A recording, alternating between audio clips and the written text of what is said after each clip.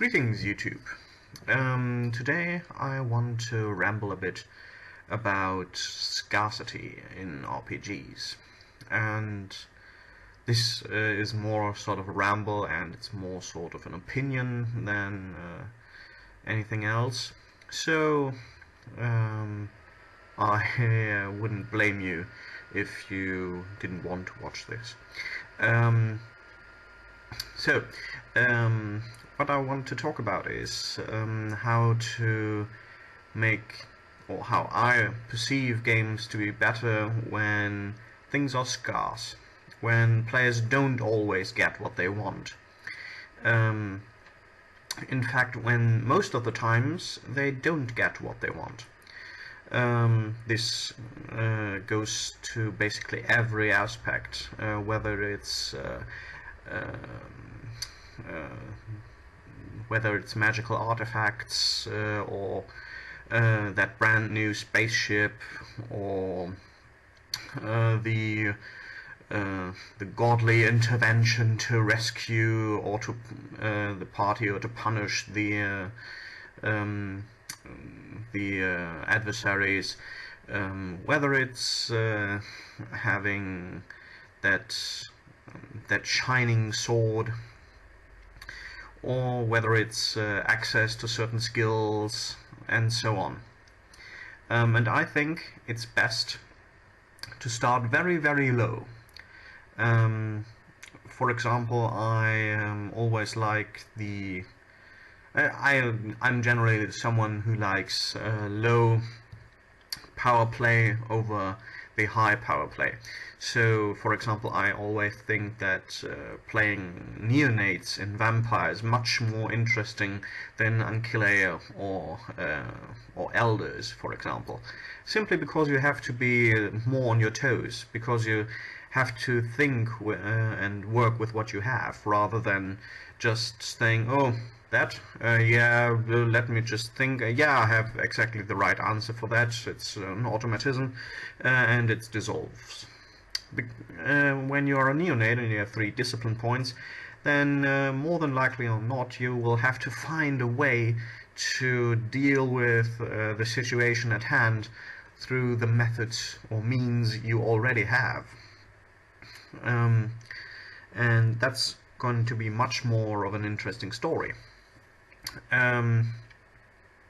In fantasy RPGs, for example, don't let players start in shining armor with masterful swords, only to get a magical sword at the end of the first adventure, and then their magical horse, and at the end they become the paragons, is that the right word? I don't know, of a floating castle that controls the entire continent. Because if you go that spiral, you always have to get even more higher, and I personally find that rather irritating, whether I'm a GM or a player. I think that these special kind of rewards, whether it's exotic spells, magical artifacts, or anything like that, or, as I said, the proven intervention of the gods, all these should be scarce, and you should, if they occur, that it should mean something. It should be something that is the turning point of a campaign. For example, when your characters start with maybe the fighter has barely the old, and in this case it's just an old sword, which already, if it gets too strong hit, will break apart, and you know it. When that fighter, after weeks and weeks and weeks of battle, where he lost his sword and had to make do with what he got, maybe with a dagger even.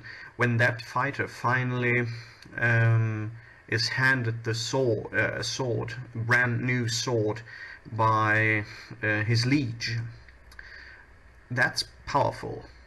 That's something that you can say, well, that would be something he would be loyal for, rather than, oh, nice thing, what do I do next? You see, and of course you can do this with magical swords, but as I said, the higher the steps, the higher you will always have to, at least, if you want to have the same effect, you will have to make a jump that is at least as high. And that means that if you do smaller things, then you can, maybe you reach the magical sword event after a couple of years, rather than, or maybe at the end of the first year or something, rather than at the end of the first adventure, and you don't have to get ridiculous by the end of the campaign.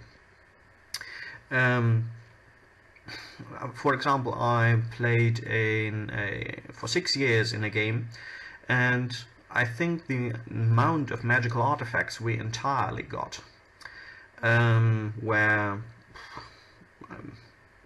they top at 10, I would say, and there were in between, usually there were 4 players, so about 2 artifacts per player in 6 years. That's not much, and I still know, if I really want to think about it, almost every one of them, and what they do, their stories, and so on. And they weren't very powerful at that. They just were that. They were magical artifacts. They were special in some kind. The same goes for the gods intervening into the fates of the mortals. If this happens too often, and clerical magic from D&D is one of the sore points, in my opinion, that will never allow me to play in D&D, aside from the alignment system, which I think is utterly ridiculous, because if the gods always intervene on behalf of their people, then why either don't have they already won and there's only one god, and if not, why is the world not in tatters? I mean, come on, gods that are fighting each other through their mortals, and if they grant their priests powers, first, why does not everyone try to become a priest? And or at least everyone who wants to fight in this war. And why the hell don't they wreak devastation across the lands? Well, sorry, that was a bit of a tangent. Anyway, what I want to say is, in this same campaign, the 6-year campaign, I played someone who was very faithful in the beginning, and later I became a priest. And I had a couple of, let's say, tricks that can remind you of faith magic, which are handled a bit differently, but they're still somewhat like magical spells, and I didn't really like that either. Of course I used them, because as a player you use the options you get. But as far as real, tangible interactions with the gods, I had only 3, and they were mind-blowing. And a couple of ones that were imagined by the character, I think. But still, there was, and those that I did have, they weren't very, very powerful. one actually almost killed me, because I was fighting sorry, I was fighting with I believe it was an orc, and we were both hit by lightning, and so he died and I almost died. And this was one of the gods I worshipped intervening on my behalf. So this was, role-playing wise, it was brilliant. From a player's perspective, it was critical at best. And this is something you shouldn't always have, you know, the divine wish that grants you everything you want. If you get too much, then there's nothing to aspire to. And that's why I personally believe that you should really start low, and you should only step very, very slowly towards the higher goals.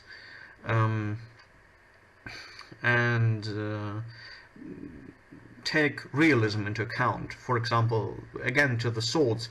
First of all, not everyone is allowed to carry a sword. There are laws that prohibit simple peasants from wearing any kind of armament, or at least in the Middle Ages there were, simply because the nobility feared that there might be uprisings. You know, there are weapons laws. I know Americans probably can't imagine this, but weapons laws are the norm rather than the exception. And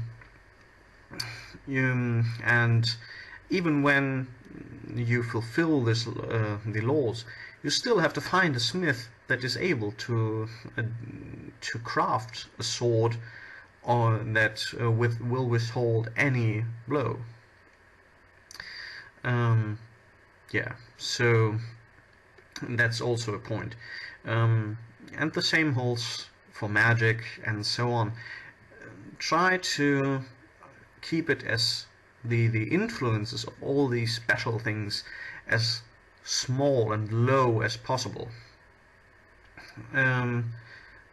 Just to have also, this is another thing, all the people who get these things are elevated above their peers. If you start to hand these out, then you have to start handing them out left and right to everyone in the group, or they will start to feel neglected, because they don't get as much as the others, and they don't have as much influence on the game because of that. So again, maybe try giving, if you give these rewards, give them to the group and let them argue how to use it. For example, I believe that the first major artifact we got was a flute by a Grand Dragon, I believe, and it was said that he would help us if we played on it. We never used it, but in every situation where our character spirits went down and we were really at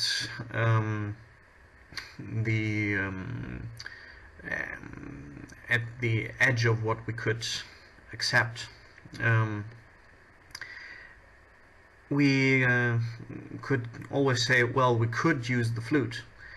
Then this kind of would raise the spirits again, you see? And actually we had no idea what it would do, and I still don't, and I think it probably wouldn't have done what we would want to, but that's something I will never know, and I'm glad for it. So I think I've ranted on enough. If you have anything to say on the topic, please feel free to use the comment section, or video response me, or whatever. I'm the Nerobin. Have a nice day.